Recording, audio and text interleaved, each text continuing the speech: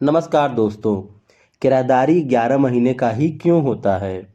आज के समय में किराएदार और मकान मालिक व्यवस्था अधिक देखने को मिल रही है, क्योंकि शहर का विस्तार हो रहा है और शहरों में दूसरे अन्य शहर के लोग या गांव के लोग आकर रह रहे हैं, जिससे वे किसी मकान में कुछ समय के लिए किराएदार के नाते रहते हैं। संपत्ति के मालिक अपनी संपत्ति को किराए पर देकर एक बेहतर आय अर्जित करते हैं। दोस्तों, आमतौर पर यह देखा जाता है कि जब भी किसी मकान या ज़मीन को किराए पर दिया जाता है तो मकान मालिक 11 महीने का ही किरायानामा बनाता है, जिससे लोगों को यह लगने लगा है कि किरायानामा 11 महीने का ही होता है, जबकि दोस्तों यह बात ठीक नहीं है। 11 महीने का किरायानामा जैसी चीज़ कानून में कहीं भी लिखी नहीं मिलती है। यह तो लोगों द्वारा बनाई गई एक प्रथा है। कोई भी किरायानामा या किराएदारी 11 महीने का ही हो सकता है और 11 महीने से कम का भी हो सकता है और 50 वर्ष तक का भी हो सकता है और एक अनिश्चित समय के लिए भी हो सकता है। इसके लिए कोई निश्चित समय नहीं है, पर कोई भी संपत्ति को 11 महीने से अधिक समय के लिए किराए पर दिया जाता है तब ऐसी संपत्ति के पट्टे का रजिस्ट्रेशन कराना होगा।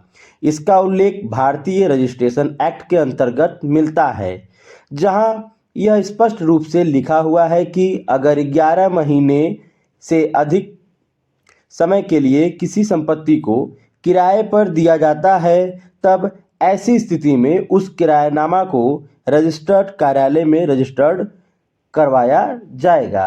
अब यहाँ पर रजिस्ट्रेशन का काम थोड़ा महंगा होता है।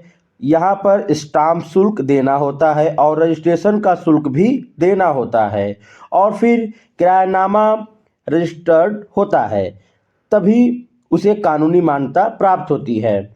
यहाँ पर लोग किरायानामा की रजिस्ट्री से बचने के लिए यह विकल्प इस्तेमाल करते हैं कि किरायानामा को 11 महीने से अधिक का बनाते ही नहीं हैं।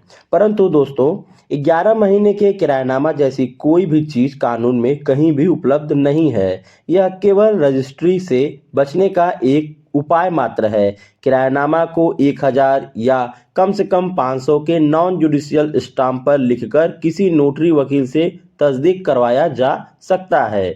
उसकी तस्दीक करने से इस किरायानामा को कानूनी मान्यता मिल जाती है। अंत में हम यह स्पष्ट रूप से कह सकते हैं कि किसी भी संपत्ति का किराएदार उसका मालिक तब तक नहीं हो सकता है जब तक वह संपत्ति को खरीदता नहीं है या दान के रूप में या वसीयत के रूप में हासिल नहीं करता है।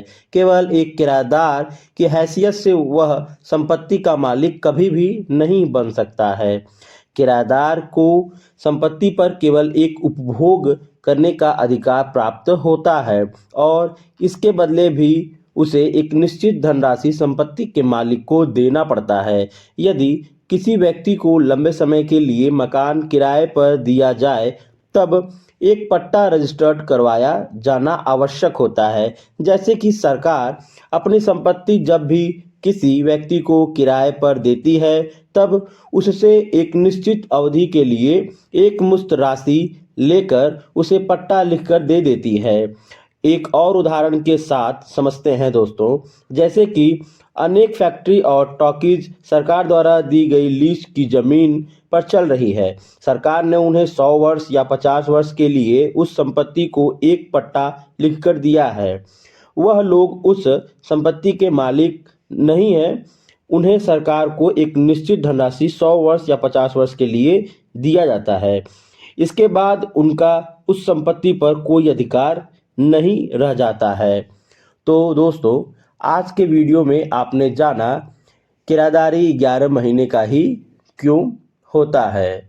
अगर आपको यह वीडियो अच्छा लगा है तो इसे लाइक करें, अपने दोस्तों के साथ शेयर करें और अगर आपने अब तक हमारे चैनल को सब्सक्राइब नहीं किया है तो चैनल को सब्सक्राइब करें ताकि इस तरह के नए नए वीडियो रोजाना सबसे पहले आपको मिलते रहे। धन्यवाद दोस्तों।